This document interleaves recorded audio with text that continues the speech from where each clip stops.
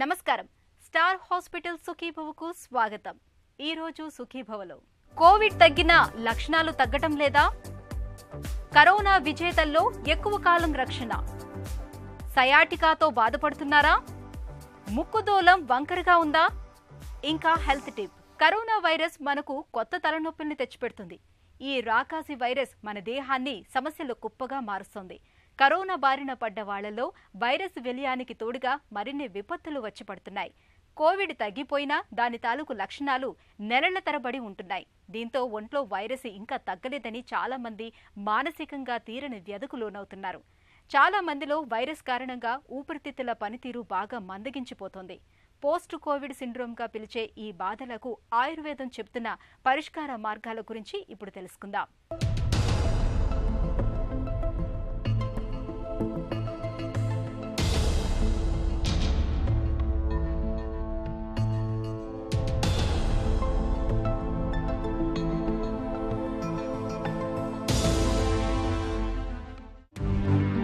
సాధారణంగా కరోనా సోకిన తర్వాత మనలో చాలామంది 2 వారాల్లోపే వైరస్ నుంచి బయటపడుతున్నారు. ఈలోపే వైరస్ తాలూకు లక్షణాలన్నీ పూర్తిగా తగ్గిపోతూ ఉంటాయి.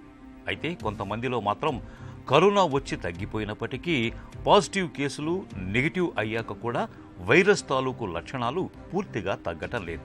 ఈ రకమైన పరిస్థితిని డాక్టర్లు పోస్ట్ కోవిడ్ సిండ్రోమ్ అని పిలుస్తున్నారు. కొద్దిగా ఒళ్ళు నొప్పులు ఉండటం, జ్వరం వచ్చినట్టుగా అనిపించటం, బాగా నిస్సత్తువుగా నీరసంగా ఉండటం, ఆయాసం వస్తూ ఉండటం, వాంతులు లేక విరేచనాలు అవుతూ ఉండటం, జ్ఞాపక శక్తి మందగించటం, గుండె వేగంగా కొట్టుకోవడం లాంటి లక్షణాలు ఈ పోస్ట్ కోవిడ్ సిండ్రోమ్లో కనపడతాయి. నిజానికి ఈ లక్షణాలు ఎంతమాత్రం ప్రాణాంతకం కావని చెబుతారు డాక్టర్లు. కోవిడ్ వ్యాధి బారిన పడిన తర్వాత మనకు సాధారణంగా రికవరీ వారం నుండి ఒక 2-3 వారాల లోపల రికవరీ 93-94% పీపుల్కి రికవరీ అవుతున్నారు. కోవిడ్ వ్యాధి బారిన పడిన తర్వాత కూడా కొన్ని నెలల వరకు ఈ వైరస్ వీక్ వైరస్ తిష్ట వేసుకొని ఉంటుంది. అది ఇన్ఫెక్టివ్ స్టేజ్లో ఉంటుందా లేదా అనేది సెకండరీ. అది ఇప్పటికీ శాస్త్రీయ నిర్ధారణ లేదు. యూరిన్ స్టూల్స్లో కూడా వైరస్ యొక్క స్ట్రెయిన్స్ బయటికి వస్తున్నాయి అనేటువంటిది శాస్త్రీయంగా నిర్ధారించబడినటువంటి విషయం. కాబట్టి ఇక్కడ ఇంటర్నేషనల్ ప్రోటోకాల్ ప్రకారము కోవిడ్ వ్యాధి బారిన పడిన తర్వాత కూడా మాస్క్ ధరించడం, శానిటైజేషన్ ప్రక్రియలు చేసుకోవడం, సోషల్ డిస్టెన్స్ పాటించడంతో పాటుగా మంచి ప్రోటీన్ డైట్, వేడివేడిగా ఉండేటువంటి ఆహారాన్ని తీసుకోవడం, వ్యాయామము తప్పనిసరిగా చేయడం, ప్రాణాయామము, యోగా లాంటి ప్రక్రియల్ని చేయడం ద్వారా ఊపిరితిత్తుల యొక్క కెపాసిటీని పెంచుకున్న వాళ్ళం అవుతాం. వీటితో పాటుగా మనకు AYUSH protocol government of India నిర్ధారించినట్టుగా గోల్డెన్ మిల్క్ అంటే పాలల్లో ఒక 1/2 స్పూన్ పసుపు వేసి బాయిల్ చేసినటువంటి తీసుకోవడం, శొంఠి, పిప్పళ్ళు, మిరియాలతో కూడినటువంటి కషాయాన్ని వేడివేడిగా ఉదయం 1 గ్లాస్, రాత్రి 1 గ్లాస్ తాగడం, తర్వాత ఇమ్యూనిటీని పెంచేటువంటి ఆయుర్వేదం లోపల ఔషధాలని ఆయా ఇండివిజువల్స్కి ఉండేటువంటి దుష్పరిణామాలకు అనుగుణంగా వైద్య పర్యవేక్షణ లోపల మనకు శిలాజిత్తు, అశ్వగంధ, గుడూచి లాంటి రసాయన ద్రవ్యాలని ఇవ్వడం, తర్వాత నిరంతరం కూడా నెయ్యితో కానీ 2 చుక్కలు కొబ్బరి నూనెను కానీ ముక్కులో 1 డ్రాప్ను ముక్కులో వేసుకోవడము, దీని ద్వారా డ్రైనేజ్ తగ్గి వైరస్ యొక్క స్టాసిస్ లేకుండా నేసల్ కావిటీస్లో ప్రివెంట్ చేస్తుంది. కరోనా నుంచి పూర్తిగా కోలుకున్న తర్వాత కూడా కనీసం 2 నుంచి 3 నెలల పాటు వైద్యుల పర్యవేక్షణ అవసరం. వైద్యుల సూచన మేరకు సిటీ స్కాన్ చేయించుకుంటూ ఊపిరితిత్తుల ఆరోగ్యాన్ని ఓ కంట కనిపెడుతూ ఉండాలి. వైద్యులు సూచించిన మందులు క్రమం తప్పక వాడుతూ ఉండాలి. సాధారణంగా కరోనా తగ్గిపోయిన వారం నుంచి 2 వారాల లోపు మళ్లీ జ్వరం వస్తే నిర్లక్ష్యం చేయకుండా వైద్యుల దృష్టికి తీసుకువెళ్లాలి. ఊపిరితిత్తుల్లో ఇన్ఫెక్షన్ తలెత్తిందని తెలిపే ప్రధాన సూచన జ్వరం. కాబట్టి అప్రమత్తంగా వ్యవహరించాలి. కరోనా నుంచి కోలుకున్న వారి ఊపిరితిత్తులు ఎంతో కొంత బలహీనపడతాయి. కాబట్టి వాటికి ఏ స్వల్ప ఇబ్బంది కలిగినా వాటి సామర్థ్యం మరింత తగ్గిపోతుంది. వీరికి ఎసిడిటీ ఉంటే పడుకున్న సమయంలో గొంతులోకి తన్నుకొచ్చే యాసిడ్లు స్వల్ప పరిమాణాల్లో ఊపిరితిత్తుల్లోకి చేరే ప్రమాదం ఉంటుంది. ఇలా చేరుకున్న యాసిడ్ వల్ల ఊపిరితిత్తులు క్రమేపీ మరింత బలహీనపడతాయి. కాబట్టి ఎసిడిటీ ఉన్నవాళ్లు వైద్యుల సూచన మేరకు దాన్ని తగ్గించే మందులు వాడాల్సి ఉంటుంది. ఒకసారి రికవరీ అయిన తర్వాత నువ్వు ఆ బాధలు అనుభవించావు కాబట్టి కమ్యూనిటీకి పాజిటివ్గా మీరు తప్పకుండా మిగతా పేషెంట్స్కు బెనిఫిట్ అయ్యేటువంటి రీతి లోపల పాజిటివ్గా పేషెంట్స్ను ఎంకరేజ్ చేయడం, వారు ఏ ప్రికాషన్స్ తీసుకుంటే తొందరగా బయటికి వస్తారో చెప్పడము, అది సమాజంలో మన బాధ్యతగా గుర్తించి సమాజ సేవగా ప్రతి ఒక్కరూ చేసినట్టయితే ఈ వ్యాధి బారి నుండి తొందరగా రికవర్ అయ్యేటువంటిది ఆస్కారం ఉంది. షుగర్ లెవెల్స్ని రెగ్యులర్గా మానిటర్ చేసుకుంటూ కార్బోహైడ్రేట్ రైస్కు సంబంధించిన ఐటమ్ తగ్గించి విటమిన్సు, మల్టీవైటమిన్సు, ప్రోటీన్స్కి సంబంధించినటువంటి ఆహార పదార్థాలని ఎక్కువగా తీసుకుంటూ ఉడికించిన వెజిటేబుల్స్ను తాలింపుగా నెయ్యితో, పప్పుతో, చపాతీతో అధికంగా తీసుకోండి. మనము నిత్యము ప్రాణాయామము, బ్రీతింగ్ ఎక్సర్సైజ్ చేయడం వల్ల లోపల ఉండేటువంటి లిటిల్ ఫైబ్రోసిస్ కూడా రివర్సల్ ఫినామినా ద్వారా నార్మల్గా రావడానికి ఆస్కారం ఉంది. వాకింగ్ చేయండి. సో ఈ ప్రక్రియల ద్వారా మనకు ఉండేటువంటి డ్రై కాఫ్ కానీ, బ్రాంకియోక్టాసిస్ కానీ, పల్మోనరీ ఎడిమా కానీ, తర్వాత షార్ట్ బ్రీత్ అంటాం, శ్వాస ఎక్కువగా చాలాసార్లు తీసుకోవడం, ఇట్లాంటివన్నిటిని మనము నివారించిన వాళ్ళం అవుతాం.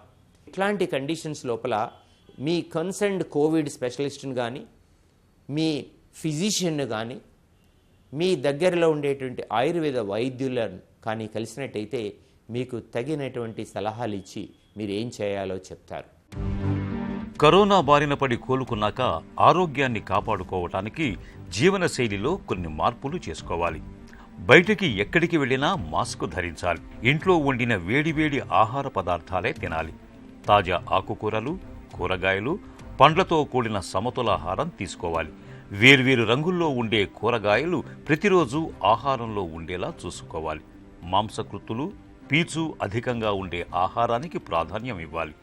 రోజుకు కనీసం 8 గంటలకు తగ్గకుండా నాణ్యమైన నిద్ర ఉండేలా చూసుకోవాలి. మానసిక ప్రశాంతత కోసం ధ్యానాన్ని సాధనం చేయటం మేలు. కరోనా నుంచి కోలుకున్న వెంటనే శ్వాస కోసం ఆయాసపడేంత తీవ్రమైన వ్యాయామాలు చేయటం మంచిది కాదు. వ్యాయామాలు చేసే అలవాటు ఉన్నవాళ్లు వైద్యుల సలహా మేరకు నడుచుకోవాలి. ఇలా అన్ని రకాలుగా జాగ్రత్తలు తీసుకుంటే కరోనా నుంచి కోలుకున్న తర్వాత కూడా ఆరోగ్యంగా జీవనం సాగించవచ్చు. కరోనా మనల్ని శారీరకంగా, మానసికంగా ఎంతగా ఇబ్బంది పెట్టినా వైరస్ కోరల నుంచి చాలా మంది బయటపడుతున్నారన్న విషయాన్ని మనందరం గుర్తుంచుకోవాలి. కోవిడ్తో ఎదురయ్యే సమస్యల తాకిడిని చూసి ఆందోళన చెందకూడదు. వైరస్ను ఎదిరించి బయటపడగలమన్న నమ్మకాన్ని ప్రోధి చేసుకోవాలి. అప్పుడే మనం కరోనాను జయించగలం. సుఖీభవలో హెల్త్ న్యూస్ ఇప్పుడు మీకోసం.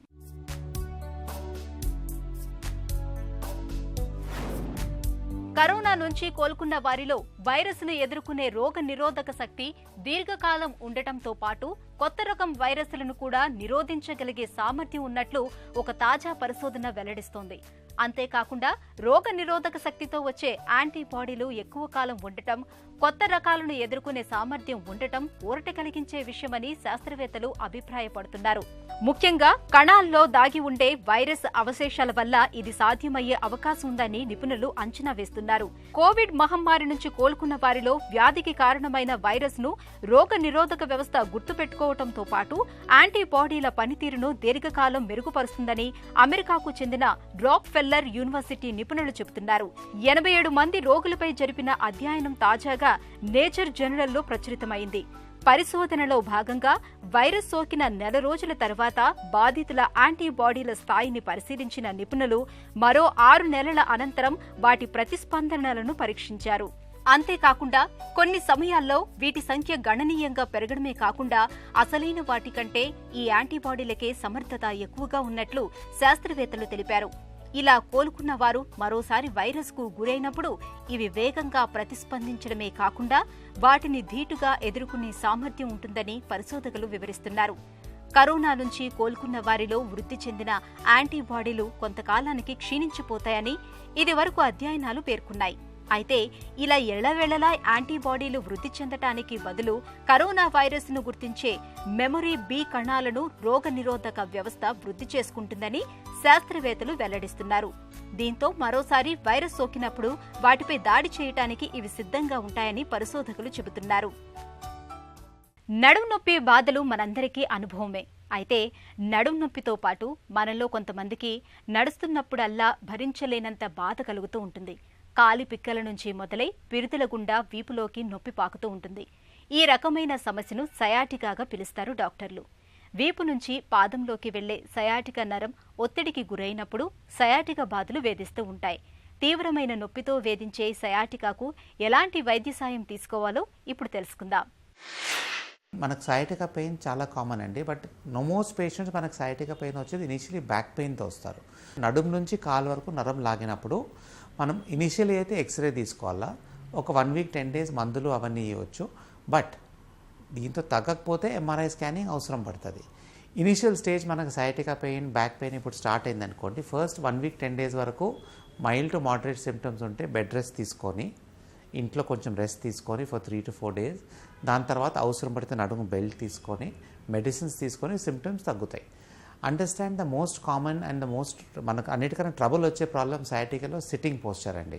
మనం రాంగ్ సిట్టింగ్ పోస్చర్ చేసుకున్నప్పుడు, వంగి కూర్చున్నప్పుడు, బ్యాడ్ పోస్చర్, నడుము మీద పోస్చర్ మెయింటైన్ చేయకపోతే డిస్క్ మీద ప్రెషర్ ఎక్కువ బయటికి వస్తుంది. సో మైల్డ్ మోడరేట్ సిమ్టమ్స్ ఉన్నాయి. Most important is back posture and correction of the posture. వంగే పనులు, బరువులు ఎత్తేది చేయకూడదు. నడుముకి ఫిజియోథెరపీ ఎక్సర్సైజ్ చేయాలా. ఇవన్నీ మనము మైల్డ్ టు మోడరేట్ కేసెస్లో we can at least wait for 6 weeks before we do anything else. 6 వీక్స్లో నొప్పులు తగ్గకపోతే అప్పుడు 4 to 6 వీక్స్ గ్యాప్లో ఎంఆర్ఐ చేయాల్సి వస్తుంది, ఎక్స్రే చేయాల్సి వస్తుంది. దాని తర్వాత మనం నడుముకి ఇంజెక్షన్స్ ఇవ్వచ్చు. ఎక్కడ మనకు నరం అక్కడ ప్రెస్ అవుతున్నదో అక్కడే ఇంజెక్షన్ ఇచ్చి, ఆ ఇంజెక్షన్ సింపుల్ ప్రొసీజర్, ఒక 2 అవర్స్లో హాస్పిటల్లో చేయించుకొని వెళ్ళిపోవచ్చు. మందు అవసరం లేదు, ఏమీ లేదు. ఇంజెక్షన్ ఇచ్చి ఆ పెయిన్ మనం కంట్రోల్ చేయవచ్చు. సో స్టెరాయిడ్ అక్కడ ఇచ్చినప్పుడు ఆ డిస్క్, ఆ ఇన్ఫ్లమేషన్, ఆ నర్వ్ రూట్ చుట్టూ తగ్గుతుంది అండ్ పెయిన్ రికవరీ బెటర్ ఉంటుంది. కొంతమందికి నర్వ్ డెఫిసిట్ ఉంటుంది, అంటే కాళ్ళు వీక్నెస్ ఉంటుంది, నర్వ్ వీక్నెస్ ఉంటుంది అండ్ సెన్సేషన్ వీక్నెస్, అంటే స్పర్శ తక్కువ ఉంటుంది ఆ కాళ్ళు. అలాంటి వాళ్ళకు మనం అర్జెంటుగా ఎంఆర్ఐ చేసేసి డిస్క్ బల్జ్ మనకు సిమ్టమ్స్తో కోరిలేట్ అవుతుంటే micro discectomy or open discectomy, whatever the procedure the doctor మనకు open endoscopic or open surgery చేసుకునేది బెటర్. సయాటికా లాంటి ప్రాబ్లమ్స్ మనకు వచ్చేది 90% మన లైఫ్ స్టైల్తోనే. సో దాన్ని మనం ప్రివెంట్ చేసే చాలా important. So abdominal exercises, back exercises జాగ్రత్తగా చేసుకుంటే ఈ బ్యాక్ పెయిన్ వచ్చే ఛాన్సెస్ తక్కువ ఉంటుంది. చాలామంది ఇప్పుడు most of the people are doing desk jobs, కూర్చొనే ఉంటారు హోల్ డే. వాళ్ళ పోస్చర్ బాగుండదు, నడుము మీద సపోర్ట్ ఉండదు. సో బ్యాక్ పోస్చర్ చూసుకొని ఎవ్రీ 1 అవర్ చైర్ నుంచి కొంచెం లేసి తిరిగి మళ్ళీ కూర్చోవాలి. స్లౌట్ చేసుకొని కూర్చుంటారు. అలాంటిదప్పుడు డిస్క్ మీద ప్రెషర్ ఎక్కువ పడి డిస్క్ ప్రాబ్లమ్స్ ఎక్కువ వచ్చి సయాటిక్ పెయిన్ వస్తుంది. సో బ్యాక్ ఎక్సర్సైజ్ చేస్తూ, మసిల్ రీహాబిలిటేషన్ చేస్తూ, పోస్చర్తో మెయింటైన్ చేస్తే చాలా మటుకు సయాటిక్ ప్రాబ్లమ్స్ అవాయిడ్ చేయవచ్చు. సయాటికా నొప్పి వేధిస్తున్నప్పుడు సకాలంలో వైద్య సాయం తీసుకోవాలి. వ్యాయామాలు, ఫిజియోథెరపీ, అవసరమైతే సర్జరీ చేయటం ద్వారా సయాటికా నరంపై ఒత్తిడిని తొలగిస్తారు. నరంపై ఒత్తిడి తొలగిపోతే సయాటికా బాధలు కూడా తగ్గిపోతాయి. జలుబుతో బాధపడుతున్నప్పుడు ముక్కు బిగదీసుకుపోవటం, ఊపిరి సరిగ్గా ఆడకపోవటం మనందరికీ అనుభవమే. అయితే జలుబు లేకున్నప్పటికీ మనలో కొంతమందికి ముక్కు రంధ్రాలు 2 బిరడపెట్టినట్లుగా, బిగదీసుకున్నట్లుగా ఉంటాయి. దీంతో ఊపిరి తీసుకోవటానికి తరచూ కష్టపడుతూ ఉంటారు. ఈ రకమైన పరిస్థితికి ముక్కు లోపల గోడ వంకరగా ఉండటమే కారణమని చెబుతారు డాక్టర్లు. వైద్య పరిభాషలో డీవియేటెడ్ నాజల్ సెప్టమ్ అని, వాడుకలో డిఎన్ఎస్ గా పిలిచే ఈ సమస్య గురించిన పూర్తి వివరాల్ని డాక్టర్ని అడిగి తెలుసుకుందాం.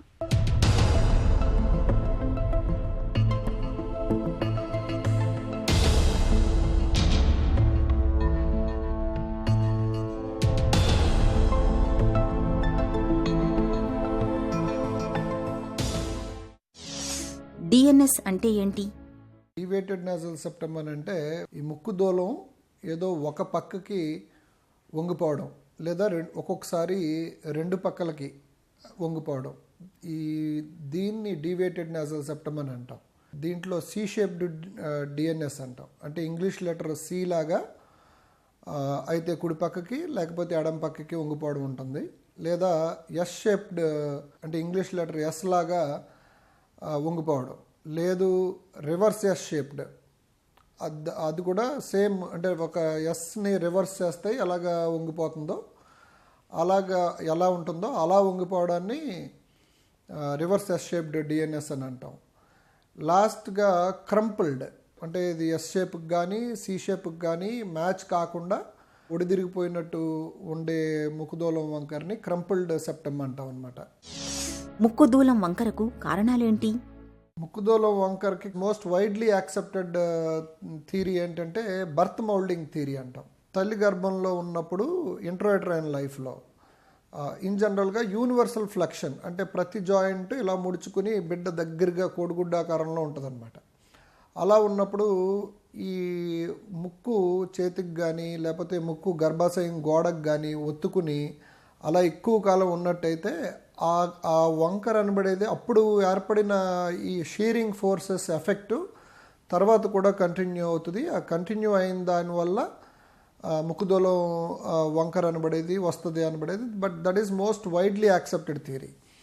రెండోది డెలివరీ ప్రాసెస్, అంటే నార్మల్ డెలివరీ అయినప్పుడు ఈ మాడు భాగం ముందుకి మొహం భాగం వెనక్కి కిందకి వచ్చినట్టుగా డెలివరీ అవుతారనమాట ఇన్ జనరల్గా.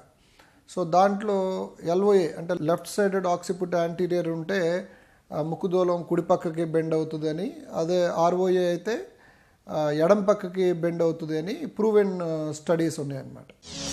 ముక్కుదూలం వంకరతో సమస్యలు ఏమైనా ఎదురవుతాయా? ముక్కుదూలం వంగిపోయినందువల్ల ఒక పక్క నుంచి శ్వాస సరిగ్గా ఆడదు, ఈ కండలు పెద్దగా అయిపోయినందువల్ల రెండో పక్క నుంచి శ్వాస సరిగ్గా ఆడదు. అన్నింటికన్నా ఇంపార్టెంట్ ఇంకొకటి హెడేక్. అంటే ఈ ముక్కు దూలం వంగిపోయి అది సి షేప్డ్ డిఫ్లెక్షన్ అవ్వచ్చు, ఎస్ షేప్డ్ డిఫ్లెక్షన్ అవ్వచ్చు. ముక్కుదోలు వంగిపోయి ఆ గాలి సరిగ్గా ఫ్లో అనే పరిస్థితుల్లో ఈ మన ముక్కు చుట్టూతా ఉండే సైనస్లు అంటే గాలి గదులు ఉంటాయి. ఈ గాలి గదుల్లోకి వెంటిలేషన్ సరిగ్గా జరగదన్నమాట. ఎప్పుడైతే సైనసెస్ సరిగ్గా వెంటిలేట్ అవ్వలేదో ఈ సైనస్ల్లో ఉండే మ్యూకస్ దాని క్లియరెన్స్ మెకానిజం అంతా ఎఫెక్ట్ అవుతుంది అనమాట. సో అలాగా సైనసైటిస్ కూడా ఒక మోస్ట్ కామనెస్ట్. ముక్కుదూలం వంకరగా ఉన్నప్పుడు ఎలాంటి పరీక్షలు చేస్తారు?